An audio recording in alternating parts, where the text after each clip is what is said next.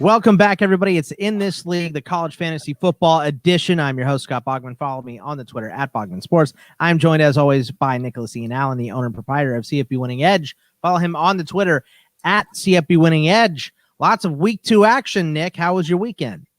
Weekend was good. Just trying to get caught up on everything now. It seems that, I thought it was going to slow down a little bit once some teams had started to play. We're starting to get depth charts and actually, see how players are being used and things like that. But, each week, as I guess probably should have expected, more and more to try to catch up on. I feel like I'm a little bit behind, but getting there, getting there.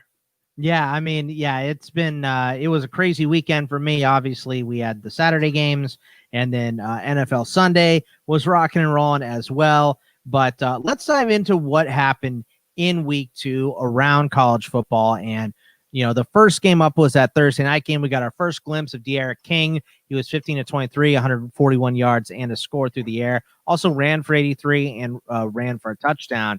And Cameron Harris looked amazing. 17 for 134 and 2, and also caught 4 balls for 10 yards. Myron Mitchell and Austin Watkins. We will talk about wide receivers, which is what we're going to be discussing in the meat of today's episode. But your quick 2 cents on Miami and UAB. I think they took a step forward. I think D'Eriq King, the numbers weren't spectacular, but I think he gives them a chance that, Jaron Williams didn't really last year, that they haven't had in a little while. So excited to see, how they continue to improve from here on out. Tulane at South Alabama. Tulane wins 27-24. This was a weird one because we saw a good game from Desmond Trotter, but Chance Lovertich started over him. He had 262 yards and 2 touchdowns. Tyjae Spears was starting for Tulane at running back, 11 rushes for 105 yards, and also caught 2 balls for 30 yards. The Swamper, Carlos Davis, got in here, 16 for 82 and a score, and also caught 4 balls for 46. And then the wide receivers, it was the 2 Jalen's last week for South Alabama, but this week it was Jalen Tolbert, who seems like he's going to be a number 1 option. It's going to be him and Kwan Baker, who was a big name from last year. Had an okay week 1. Week 2, much better, 7 for 129 and 1, 6 for 144 for Tolbert. Your thoughts on Tulane at South Alabama? So Trotter's got a shoulder injury that I think he suffered against Southern Miss in the first week, and so that seems to still be hampering. I think that is why he did start the game, but they went to Lovertich, and I saw something earlier today that he's just sort of dealing with that, not 100%. So something to watch for sure. But they've got multiple options. So from a team standpoint, the quarterback is probably going to be fine. But yeah, those receivers are looking good. They've got 3 really strong guys that are going to be, putting up good numbers each week, it seems. Good for whoever's going to play quarterback there. So hopefully it's back to Trotter, though. He looked great. Clemson beat up on Wake Forest 37-13. A lot of good receiving options in this game, though, for Wake Forest. Donovan Green is the guy we were most, looking forward to seeing. He was 3 for 76. Tyler Morin, 9 for 93 and a score, and Shaquari Roberson, 4 for 92. Your thoughts on Clemson at Wake? This game, in my opinion, wasn't as close as the score even looks. Clemson just dominated the first half, first 3 quarters. Wake, like you said, put up some decent passing numbers. There were a couple of plays that Donovan Green made that were pretty exciting, and certainly, the number of targets and catches that Morin got are worth noticing for sure. I think Wake Forest is not going to be very good this year. They're going to be behind a lot, which for these receivers, for Sam Hartman, from a fantasy standpoint, probably a good thing. Louisville beat Western Kentucky 35-21. Cale Cunningham looked great. 343 yards passing on 19 of 34, 3 touchdowns, 1 pick, 12 for 24 and a touchdown on the ground.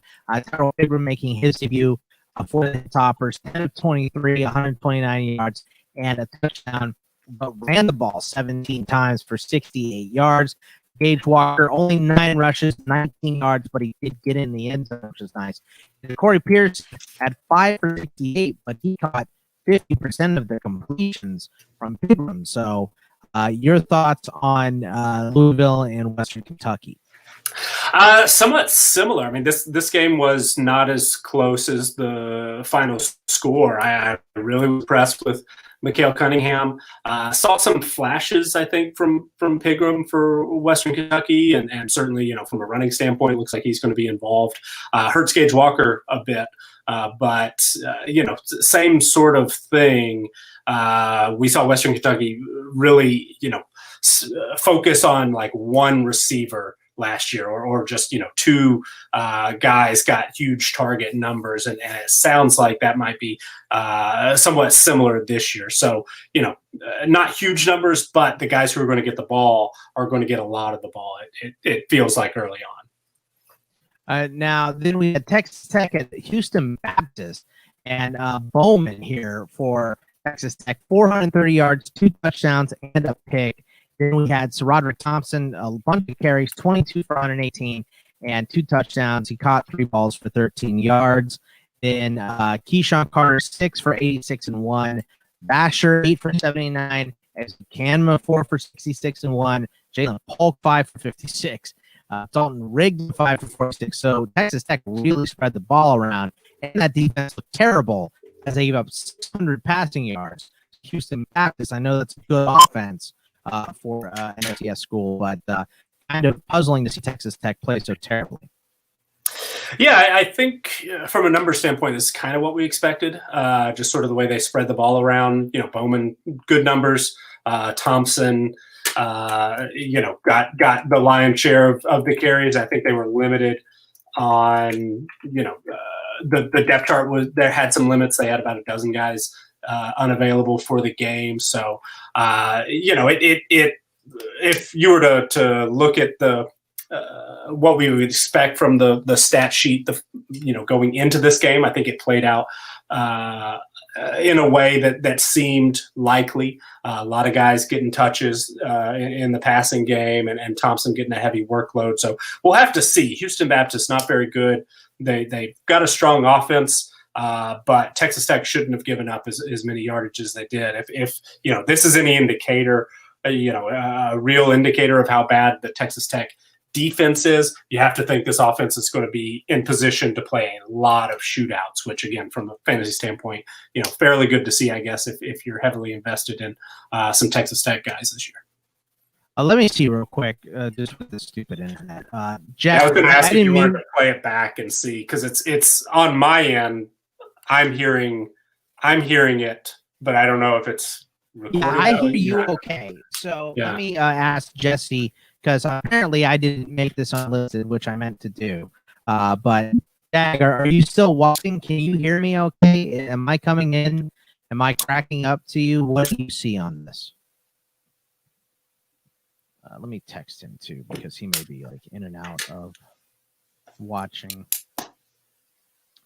Let's see.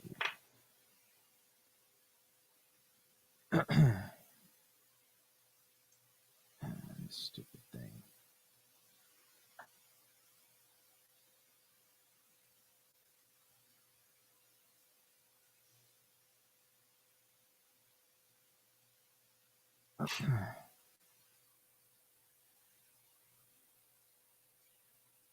Mine is choppy.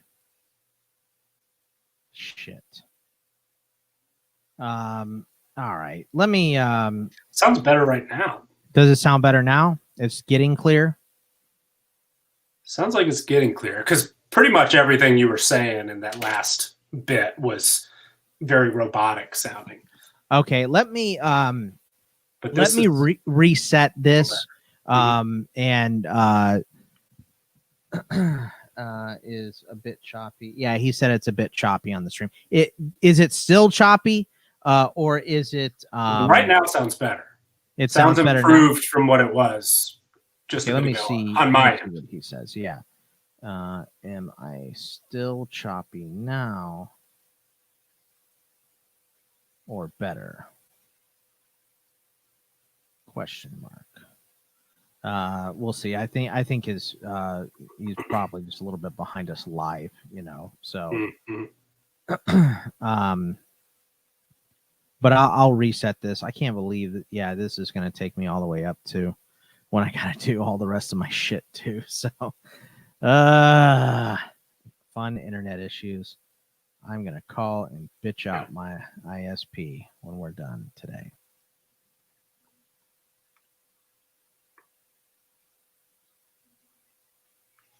Ugh. Now I'm worried about my other, if I was choppy, because I thought the other guy was having issues on my interview today. So now I'm worried about that. Right now seems to be better, seems to be intermittent. All right. Let me all right. Thanks for the help, Jag. I'm gonna reset this. So I will send you a new invite and all that stuff. So I'll end this and then I'll get you a new invite and we can restart and hopefully my shit will be okay. So all right, sounds good.